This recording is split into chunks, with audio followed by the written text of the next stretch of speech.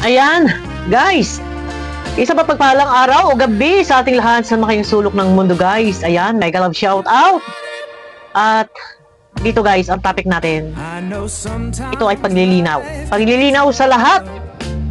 Maging doon sa mga ibang ikangay sabihin nating hindi kalinga pero hindi reactor ng kalingap pero nagtatapik po ng kalingap at ito ay patukol kay Kalingap Dan na si Kalingap Dan nga ba ay naghihingi or naglilikom, nagutos ba na magsulisit para sa mga bayad sa ospital?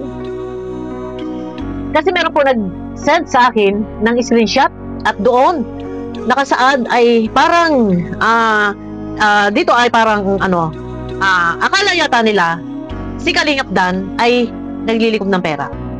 So, bumase doon sa comment, no? Na ang sabi, ito guys, makikita nyo.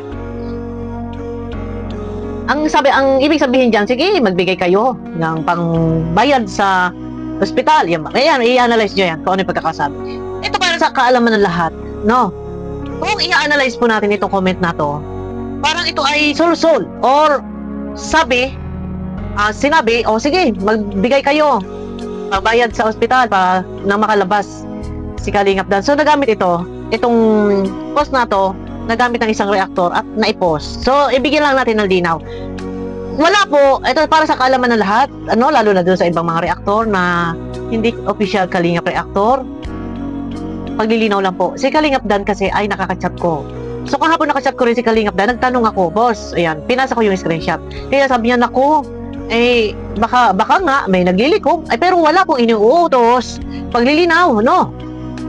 Wala pong iniuutos si Kalingap Dan na maglikom ang sinuman. Or, wala rin po ini-announce si Kalingap Dan na kailangan po niya ng pera pang bayad sa ospital. Para po sa kaalaman ng lahat, lalo na po doon sa iba, ay baka po kayo ay nagkakamali sa inyong akala. Si Kalingap Dan po ay hindi po hindi po kailangan na magkaroon ng fundraising or hindi po kailangan na manggagaling sa iba ang pambayad sa pagkaka-hospital niya. Yan po ay paglilinaw lang. Lalo na, hindi lang sa ibang walang alam, lalo na doon sa mga ginagamit itong screenshot na ito, itong comment na ito. Iyan pong comment na yan ay maaaring solsol na sige, magbigay kayo pang bayad sa ospital nang makalabas si Kalingap Dan. Parang solsol ba? Parang ganun. Pero kumbaga walang ganon. Walang paglilikom ng pera at hindi po kailangan. Dahil yun nga po pagkaka-hospital ni Kalingap Dan biglang-bigla. Siguro naman po ay kayang-kaya at kinaya at nakalabas ora-orada pagkatapos ng opera ay absuelto ang bayarin sa ospital sa mismong sariling pera po ni Kalingap Dan. Ito po ay paglilinaw. Huwag po natin bibigyan ng issue or huwag nating i-issuehin po ang pagkaka-hospital po ni Kalingap Dan dahil hindi po siya nagsasabi na tahingi ng tulong, walang fundraising, wala pong ganon. Yan. Ito para na lang din. Paglilinaw lang naman po. Wala po ako mine-mention dito kung sino mang reactor at wala akong papangalanan. Ito ay paalaala lang sa lahat. Baka sila ay merong mga akala ay naglilikom. Baka akala nila si Kalingap Dan ay nangangailangan ng pera.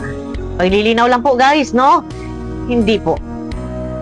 Katunayan, after pong maoperahan, agad-agad po ay kinabukasan lumabas na. Siyempre, hindi naman yung naoperahan ngayon lalabas ngayon. Siyempre, i-monitor pa po yan ng doktor. Kasi siyempre, i-check ng ilang oras. No, hanggang kinabukasan, 24 hours, kung successful ba, okay ba, dumudugo ba, o gano'n. Siyempre, kinabukasan, paglabas ng ospital, pag-uwi ng apartment, bayad na po ang ospital.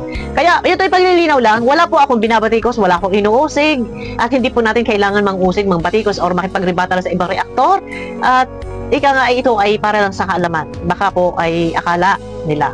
Yan, nililinaw ko lang, no? Baka akala ay nanghihingi po si Kalingap Dan, wala po. Kaya hindi po natin dapat paka-issuehin at wag po tayong gagamit ng mga screenshot kung wala po kasiguraduhan yung sinasabi. No, i-analyze nyo po yung pagkakasabi niyan. Maaring ito ay hindi solid kalingap or maaring solsol na sige, bigyan yung bigyan, ipanghingi ninyo or wala po. Wala pong fundraising na nagaganap at hindi po kailangan. Ayun lang. At sa akin lang, eto na, yung nagiging topic din, minsan parang pinagkakait or hindi naman sa pinagkakait. Merong iba kasi na parang yun nga, nag-reaction sa Danjoy. So may umaalma. Bakit ka nag-reaction sa Danjoy? Gayong ikaw ay dati ng, di ba, binakbakan na ninyo yung Danjoy, binakbakan na ninyo yung Kalingap. Ako, no comment na ako dyan, guys. Bahala na sila, yung iba.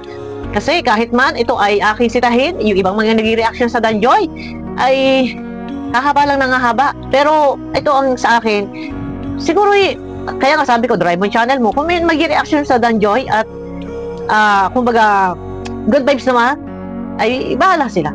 Huwag lang po mag-reaction na ito ay kasiraan or kumbaga masisira ang Dan and Joy. Yun lang po. Basta, ang highlight lang po ng aking topic dito ay paglilinaw po doon sa akala ng iba ay nagsusulisit o nangangailangan si Kalingap Dan ng pabayad sa ospital. Wala po. Hindi po kailangan ni Kalingap Dan ang perang manggagaling sa iba para pambayad sa ospital. Absweldo na po. At kayang-kaya po yan ni Kalingap Dan. Nakakapagpabahay nga po si Kalingap Dan sa sariling pera niya. At ika nga ay mas meron nang natulong-tulong mga ibang individual sponsor. Pero hindi ganun kalaki sa nagagastos ni Kalingap Dan sa pagpapagawa ng bahay. Eh, yung pa kanya sarili. Ang hindi niya kaya tulungan, nabayaran yung kanya sarili sa pagkaka-opera. Ito medyo sana maghihina-hinay tayo kasi yung issue kapag gumamit tayo ng isang maling impormasyon, maling mga fake news ay kaya nga minsan pag ako nag-reaction gumagamit ako ng voice clip. Yun ay kumbaga resibo. Kadalasan mapapansin niyo po yan na hindi tayo pa pwedeng puro ngaw-ngaw. Kailangan natin gumamit dito ng resibo, ng voice clip nang sa ganun ay alam nyo kung ano yung ating tinatalakay, meron tayong pinagbabasihan. For example din ito. Yan. Yung screenshot na yan. Kumbaga, mas maganda kung video clip. No, or mga screenshot. Pero yung sure ba? Yung sure na talagang merong nakasaad doon, merong sinasabing talagang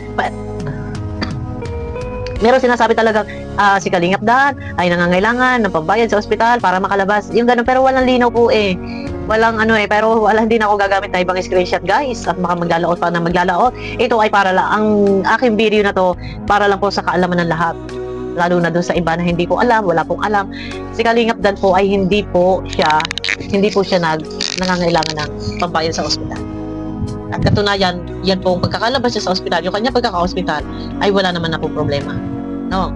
Pwede bang iasa sa ibang tao? O di ba? Nakakapagbabahay ka, hindi ka natira sa sarili mo. Yan, di ba? Mga ganun. Yun lang. Wala akong pasensya na sa ibang mga kung sino man yung mga nag-reaction na Ako, hindi pa ako nababati ko sa inyo, hindi pa ako nakikipag-reparal sa inyo. Ito ang video ito ay paglilinaw. Paulit-ulit ko po sinasabi. Paglilinaw lang po sa kaalaman na lahat sa inyo, sa kaalaman ninyo. Si Kalingap Dan po ay hindi po nagpa-fundraising. Hindi po siya nagsasabing kailangan niya ng pangbayad sa ospital. Di ba? Yun lang. Pero, yun lang. Ang akin lang ay sana ay maghuhulos dili yung iba. Huwag po tayong gagamit ng ibang mga screenshot kung walang kasiguraduhan na nakasaad na si Kalingap Dan ay talagang nangangailangan ng pera. Diba? Napakahirap po kasi na tayo magpe-fake news. Kaya kung mapapansin ninyo minsan, kailangan po natin gumamit ng video clip. Ipinaririnig. Kasi yun yung pinaka-importante yung resibo ba? Ebidensya or yung proof. Yung ganito. Doon kasi kami bumabase sa mga ganon. Yung talagang sure. Pero kung walang kasiguraduhan at wala nakasaad dyan na si Kalingap Dan nanghihingi ng pera para makalabas, wag natin gagamitin yan. No, wag tayong yung may masabi. Kasi naan tayo kumbaga mga wrong information na yung ganyan na nasasagap nila na wala namang kasiguraduhan. At hindi, malabo-malabo yung screenshot malabo sa katotohanan na doon pa nga lang sa nanghihingi ng pera ay wala namang ganon. Pero diyan pa din sa comment walang nakasaad na mismo nanggagaling or mismong sinasabing kailangan makalikom ng pera. Wala. Medyo talagang malabo. Kaya, ayun na. Yun lang. Ito'y paglilinaw lang po. Paulit-ulit po tayong para sa plaka, para sa kaalaman ng lahat. Wala po pag-uusig, pangungutya, pababatikos, kung sino man po yung ibang reaktor. At ito ay ulit tayo, para po sa kaalaman ninyo, hindi po si Kalingap Dan naghahagilap ng pera para sa kanyang pagkaka-ospital. Yan, malinaw po na po. Ayun na guys. At abangan nyo ako sa aking next video guys. Yan. Mega love shoutout po.